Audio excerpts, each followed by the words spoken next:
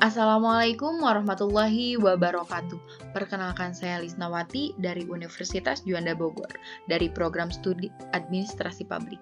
Di sini saya akan sedikit memaparkan materi tentang kekuasaan yudikatif. Yang pertama itu ada pengertian lembaga yudikatif. Lembaga yudikatif adalah lembaga yang mengawasi jalannya pelaksanaan peraturan perundang-undangan.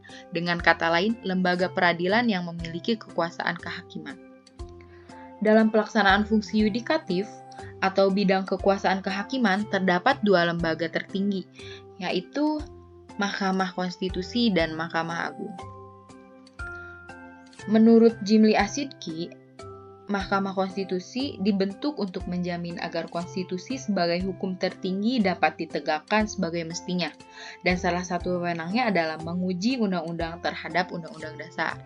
Mahkamah Agung adalah lembaga yang merupakan puncak dari kekuasaan kehakiman dalam lingkungan peradilan umum, peradilan agama, peradilan tata usaha negara, dan peradilan militer. Lain halnya dengan Mahkamah Konstitusi, Mahkamah Agung berwenang untuk menguji peraturan perundang-undang di bawah undang-undang terhadap undang-undang. Adapun yang menjadi kesatuan yang tidak dapat dipisah dengan kewenangan lembaga yudikatif, yaitu judicial review. Lembaga yudisial dapat menguji produk hukum yang ditetapkan oleh cabang kekuasaan eksekutif dan legislatif. Prinsip pengujian itu yang dengan memberikan kewenangan kepada hakim sejalan dengan penerapan prinsip check and balance berdasarkan sistem pemisahan kekuasaan negara dan cita-cita negara hukum maupun rule of law. Selanjutnya ini ada lembaga negara yang bersifat independen. Nah, lembaga ini secara konsep lembaga-lembaga independen ini mempunyai tugas sebagai pelayanan publik yang bersifat memenuhi kepentingan umum. Yang pertama itu ada Komisi Yudisial atau KY. Komisi Yudisial adalah bagian dari lembaga yudikatif, karena lembaga ini berdasarkan pasal 24A dan 24B Undang-Undang 1945 hasil amandemen, memiliki kewenangan untuk mengusulkan calon hakim agung. Selain itu, penyebutan KY dalam bab tentang kekuasaan kehakiman di Undang-Undang 1945 hasil perubahan juga semakin memperkuat munculnya persepsi bahwa Komisi Yudisial merupakan lembaga yudikatif. Akan tetapi, Komisi Yudisial pada dasarnya bukan merupakan lembaga yudikatif, sebab dalam pasal 24 ayat 2 Undang-Undang 1945 dan Undang-Undang Nomor 48 Tahun 2009 tentang perubahan Undang-Undang Nomor 14 Tahun 1970 dengan jelas dinyatakan bahwa pelaku kekuasaan kehakiman adalah MA dan MK. Selain itu, dalam pasal 24B ayat 1 Undang-Undang 1945 hasil amandemen dikemukakan pula bahwa KY bersifat mandiri.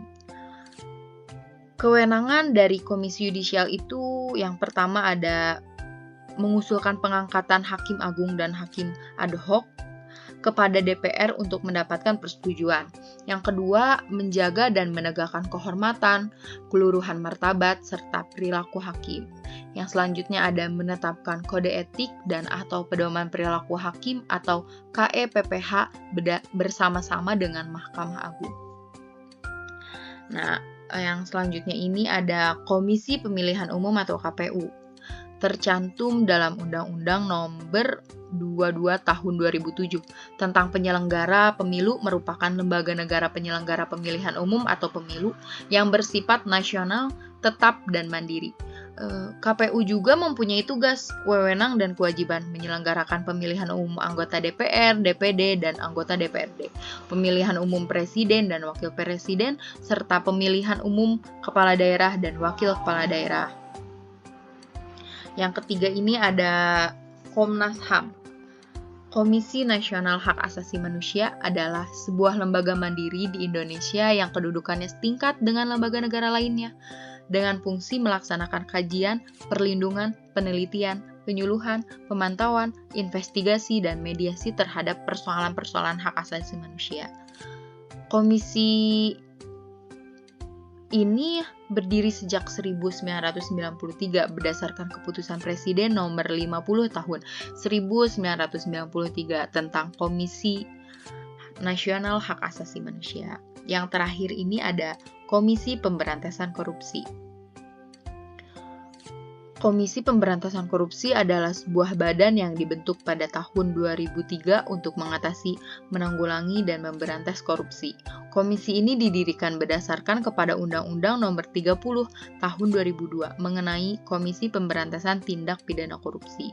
Sebagai lembaga pemberantas korupsi, KPK bersifat independen dan mandiri. Karena itu, kerja lembaga ini tidak boleh diintervensi oleh kekuatan politik manapun. Wewenang dalam melaksanakan tugas koordinasi Komisi Pemberantasan Korupsi itu yang pertama ada mengkoordinasikan penyelidikan, penyidikan, dan penuntutan tindak pidana korupsi. Yang kedua ada menetapkan sistem pelaporan kegiatan pemberantasan. Yang selanjutnya ada meminta informasi tentang pemberantasan. Yang selanjutnya ada melaksanakan dengar pendapat dan pertemuan dengan instansi yang berwenang melakukan pemberantasan tindak pidana korupsi, dan ada meminta laporan instansi terkait mengenai pencegahan tindak pidana korupsi. Mungkin itu saja pemaparan materi dari saya. Kurang lebihnya mohon dimaafkan. Semoga bermanfaat untuk kalian. Wassalamualaikum warahmatullahi wabarakatuh.